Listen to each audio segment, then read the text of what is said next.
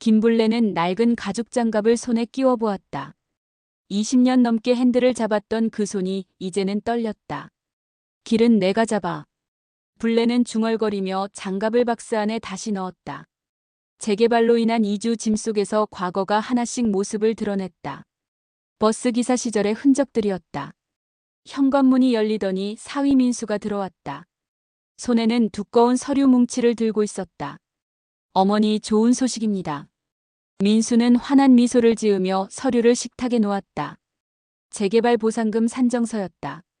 블레는 눈을 크게 떴다. 억 단위 숫자가 적혀 있었다. 이게 정말? 네, 정확합니다. 다만 서류가 복잡해서요. 제가 일괄로 위임받아 처리하는 게 좋겠습니다. 민수는 이미 위임장을 준비해왔다. 블레는 서류를 자세히 들여다봤다. 버스를 운전할 때처럼 신중했다. 급발진도 급정거도 위험하다는 걸 알고 있었다. 아직은. 블레가 말했다. 무슨 말씀이세요? 아직은 서두르지 말자. 길은 천천히 가도 돼. 민수의 미소가 잠시 굳었다가 다시 돌아왔다. 물론입니다. 시간은 충분하죠. 블레는 민수가 나간 후 현관으로 갔다. 작은 카메라가 설치되어 있었다. 혼자 사는 노인을 위한 방법용이라고 지현이 달아준 것이었다. 차도 집도 블랙박스가 답이었지. 블레는 카메라를 확인하며 혼잣말했다. 버스 기사 시절 사고가 날 때마다 블랙박스가 진실을 증명해줬다. 이 작은 기계도 마찬가지일 것이다. 저녁 무렵 민수가 다시 왔다. 이번에는 다른 태도였다. 어머니, 혹시 오늘 아침에 뭘 드셨는지 기억하세요? 당연히 기억하지. 미역국이랑 김치. 아니에요. 계란찜도 드셨잖아요. 블레는 잠시 생각했다. 그랬나? 아니다. 분명히 미역국이었다. 미역국이 맞아. 민수는 고개를 저었다. 기억이 가물가물하시네요. 나이가 들면 그럴 수 있어요. 블레의 가슴이 철렁했다. 정말 계란찜을 먹었나? 아니다. 분명히 미역국이었다. 확신했다. 하지만 민수는 계속 이런 식의 질문을 던졌다. 마치 블레의 기억을 테스트하는 것 같았다. 블레는 그날 밤 잠이 오지 않았다. 20년간 사고 없이 버스를 몬 자신이 아침 식단도 기억 못한다고? 말이 안 됐다. 아니다. 뭔가 이상했다. 다음 날 아침 블레는 서랍에서 낡은 수첩을 꺼냈다. 버스 기사 시절부터 써오던 습관이었다. 운행 기록, 승객 트러블, 작은 지출까지 모든 걸 적어뒀다. 오늘부터는 민수와의 대화도 기록하기로 했다. 민수가 와서 또 물었다. 어머니, 어제 약 드셨어요? 혈압약 하나뿐이야. 아니에요. 소화제도 드셨잖아요. 블레는 즉시 수첩에 적었다. 날짜, 시간, 질문 내용. 그리고 자신의 확실한 기억. 혈압약만 먹었어. 확실해. 민수는 걱정스러운 표정을 지었다. 병원에 한번 가보시는 게 좋겠어요. 며칠 후 민수가 데려간 병원에서 상담을 받았다. 의사는 친절했지만 뭔가 어색했다. 기억력 검사 결과가 조금. 의사의 말을 듣자 민수가 큰 소리로 말했다. 역시 그렇군요. 집에서도 자꾸 까먹으시고. 블레는 항변하고 싶었지만 참았다. 대신 수첩에 적었다. 검사 날짜, 의사 이름, 민수의 반응. 그날 저녁 손녀 다운이 왔다. 할머니, 과제 때문에 인터뷰 좀 해도 될까요? 다운은 작은 카메라를 들고 있었다. 재개발로 이사 가시면 어떤 기분이세요? 마음이 복잡하지. 오래 살았던 곳을 떠나는 건 쉽지 않아. 블레는 카메라를 보며 또박또박 대답했다. 머리가 맑았다. 날짜도 정확히 기억했고 계산도 빨랐다. 할머니, 이 카메라 신기하죠? 타임코드도 찍히고 날짜 음성 합성도 방지해요. 다운의 말이 블레의 귀에 박혔다. 타임코드, 날짜 음성 합성 방지. 중요한 말 같았다. 그날 밤 블레는 다운이 찍은 영상과 병원에서의 자신을 비교해봤다. 같은 사람이 맞나? 병원에서는 멍했고 다운 앞에서는 명확했다. 무언가 잘못됐다. 민수의 압박이 거세졌다. 성년 후견인 사전 상담이라는 명목으로 위임장에 도장을 받으려 했다. 어머니, 앞으로 혼란스러운 일이 많을 거예요. 미리 준비해두면 좋겠어요. 큰딸 지연도 남편 편에 섰다. 엄마, 잠깐만 맡기자. 민수가 잘해줄 거야. 블레는 펜을 들었다가 멈췄다. 뭔가 급하다는 느낌이 들었다. 버스 운전할 때도 이런 느낌이 들면 브레이크를 밟았다. 그때 현관에서 소리가 들렸다. 택배기사와 옆집 아주머니의 대화였다. 요즘 어르신 위임 사기가 많다던데. 맞아. 가족이라고 믿지 말래. 블레는 펜을 내려놓았다.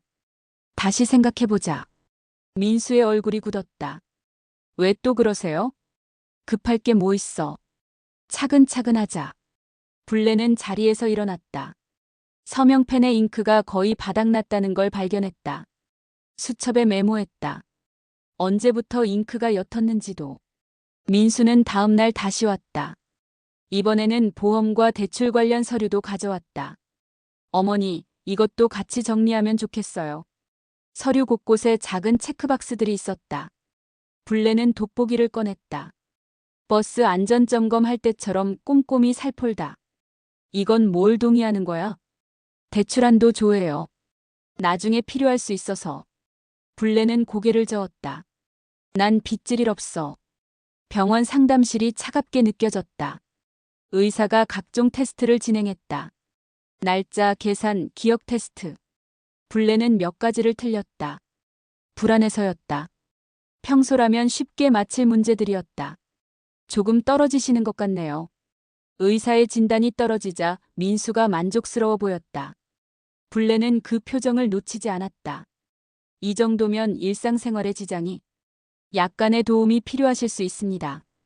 블레는 가슴이 답답했다. 정말 자신이 치매인가? 아니다. 뭔가 이상했다. 집에 돌아와 다운이 찍어준 영상을 다시 봤다. 카메라 앞에 자신은 또렷했다. 계산도 빨랐고 기억도 정확했다. 같은 사람이 이럴 수 있나? 블레는 상담실 문 앞에 붙어 있던 안내문을 떠올렸다. 개인정보 보호를 위해 상담 내용이 녹화된다는 내용이었다. 그렇다면 증거가 있다는 뜻이었다. 다운이 또 왔다. 이번에는 학교 과제가 아니라 그냥 놀러 온 거였다. 할머니, 요즘 어떠세요? 복잡해. 머리가 아프고. 할머니는 멀쩡하세요. 제가 보기에는. 다운의 말에 블레는 위로받았다. 적어도 손녀 눈에는 정상으로 보인다는 것이었다. 다운아, 할머니가 이상해 보여. 전혀요. 오히려 또렷하신데. 블레는 다운이 찍은 영상을 다시 보며 확신했다. 자신은 정상이다. 그럼 왜 병원에서는 문제가 있다고 했을까? 뭔가 작은 함정이 있는 게 아닐까? 블레는 현관 미니캠을 자주 확인하게 됐다. 버스 기사 시절부터 블랙박스를 믿어왔다. 진실은 기록에 있다고 생각했다. 어느 날 민수가 누군가와 현관 앞에서 이야기하고 있었다. 블레는 안에서 들었다. 후견 뜨면 보상금은 우리가. 누구와 이야기하는 건지 궁금했다. 블레는 미니캠 녹화 기능을 켰다. 음성도 녹음됐다. 민수와 함께 온 남자의 목소리가 들렸다. 의료 소견만 확실하면 됩니다. 걱정 말아요. 이미 얘기해뒀어요. 블레는 몸이 얼었다. 의료 소견. 자신의 병원 검사 결과를 미리 짜고 왔다는 뜻인가? 수첩에 빨간 펜으로 적었다. 날짜, 시간, 대화 내용. 그리고 의심스러운 점들. 며칠 후 지연이 왔다. 표정이 어두웠다. 엄마, 학원 임대보증금 문제가 생겼어. 얼마나? 2천만 원. 민수가 해결해준다는데. 지연은 망설이더니 말했다. 엄마, 정말 기억력이 떨어진 거야? 블레는 수첩을 보여줬다. 지난 며칠간의 기록이 빼곡했다. 이게 기억력 떨어진 사람이 쓸 수 있는 거야? 지연은 수첩을 들여다봤다. 날짜, 시간, 대화 내용이 정확했다. 심지어 민수와의 대화도 상세히 기록되어 있었다. 엄마. 지연의 목소리가 떨렸다. 뭔가 이상해. 블레는 딸의 손을 잡았다. 나도 그렇게 생각해. 재개발조합 설명회가 열렸다. 주민센터 강당은 사람들로 가득했다. 블레는 맨 앞자리에 앉았다. 민수가 일어서서 말했다. 저희 장모님은 의사결정이 어려운 상태라서 제가 전권을 위임받았습니다. 주민들이 불레를 바라봤다. 동정 어린 시선들이었다. 불레는 가슴이 뜨거워졌다. 그때 다운이 나타났다. 손에는 노트북과 작은 스피커를 들고 있었다. 잠깐만요. 다운이 큰 소리로 말했다. 강당이 조용해졌다. 할머니는 멀쩡하세요. 다운은 스크린에 영상을 틀었다.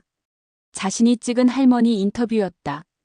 화면에는 명료하게 대답하는 불레의 모습이 나왔다. 날짜와 시간이 정확히 표시됐다. 타임코드가 찍혀 있었다. 이어서 다운은 현관 미니캠에서 녹음된 민수의 대화를 들려줬다. 후견 뜨면 보상금은 우리가. 강당이 술렁였다. 민수의 얼굴이 하얘졌다. 불레는 수첩을 들어올렸다. 이 모든 게 여기 기록되어 있어. 날짜별로 시간별로. 수첩의 기록과 영상 속 내용이 정확히 일치했다. 불레가 민수의 질문과 자신의 대답을 빠짐없이 적어뒀기 때문이었다. 상담실에 CCTV가 있다는 안내문도 봤어. 그 영상도 확인해보면 될 거야. 민수는 아무 말도 하지 못했다. 불레는 일어서서 말했다. 서명펜 잉크도 확인해봐. 언제부터 옅어졌는지. 위임장의 서명 날짜와 잉크 상태를 대조하면 위조 여부를 알 수 있다는 뜻이었다. 강당이 완전히 조용해졌다. 모든 사람이 불레를 바라봤다. 길은 누가 정해주는 게 아니야. 내가 정하는 거지. 수사가 시작됐다. 성년 후견인 사칭, 사문서, 위조 미수, 사기 미수 혐의였다. 민수와 병원 브로커가 입건됐다. 경찰은 불레의 수첩을 중요한 증거로 받아들였다. 개인 일기라 증명력에 한계가 있지만 담당 수사관이 말했다. 영상, 음성, CCTV, 타임코드와 함께 보면 신빙성이 높습니다. 불레는 의료진을 바꿔 재검사를 받았다. 결과는 달랐다. 경도 우울 외에는 인지기능 정상입니다. 의사의 진단에 불레는 안도했다. 처음 병원 결과가 이상했던 이유는 환경이나 스트레스가 영향을 줄 수 있습니다. 누군가 의도적으로 불안감을 조성했다면 더욱 그렇죠. 법정에서 지연은 눈물을 흘리며 사과했다. 엄마 미안해요. 제가 너무 무능했어요. 불레는 딸의 손을 잡았다. 책임은 각자 지는 거야. 그리고 다시 인간답게 사는 거고. 판결이 나왔다. 민수는 집행유예, 브로커는 실형이었다. 불레는 민수에게 말했다. 지현이랑은 결별해. 딸을 위해서야. 민수는 고개를 숙였다. 사건이 정리됐다. 하지만 상처는 쉽게 아물지 않았다. 가족이라는 이름으로 당한 배신이었다. 불레는 혼자 집에 앉아 생각했다. 그래도 포기하지 않길 잘했다. 끝까지 의심하고 기록하길 잘했다. 진실은 감춰지지 않는다. 시간이 걸릴 뿐이다. 재개발이 시작됐다. 불레는 지현 다운과 함께 근교 아파트로 이사했다. 반지하 임시 거처를 거쳐 새로운 집이었다. 보상금은 불레명의 신탁계좌로 관리하기로 했다. 다운의 대학 등록금 일부는 장학금으로 대체했다. 돈으로 모든 걸 해결하려 하지 않기로 한 것이다. 새집 거실에 작은 장식장이 있었다. 불레는 버스기사 시절 장갑을 그 안에 넣었다. 길은 누가 잡아주지 않아. 내가 잡는 거지. 혼잣말이었지만 확신에 찬 목소리였다.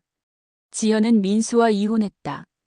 어려운 결정이었지만 필요한 선택이었다. 엄마, 제가 다시 시작할게요. 그래. 늦은 건 없어. 다운은 새로운 과제를 시작했다. 재개발 시대의 노년 독립 가이드 영상이었다. 할머니, 인터뷰 또 해도 될까요? 그래. 불레는 카메라를 보며 말했다. 나이 들었다고 무력한 게 아니야. 경험이 쌓인 거지. 다운의 영상은 많은 사람에게 도움이 됐다. 노년층 사기 예방법, 증거 수집 방법, 법적 대응 과정이 담겨 있었다. 불레는 창밖을 바라봤다. 새로운 길이 보였다. 아직 가보지 않은 길이었다.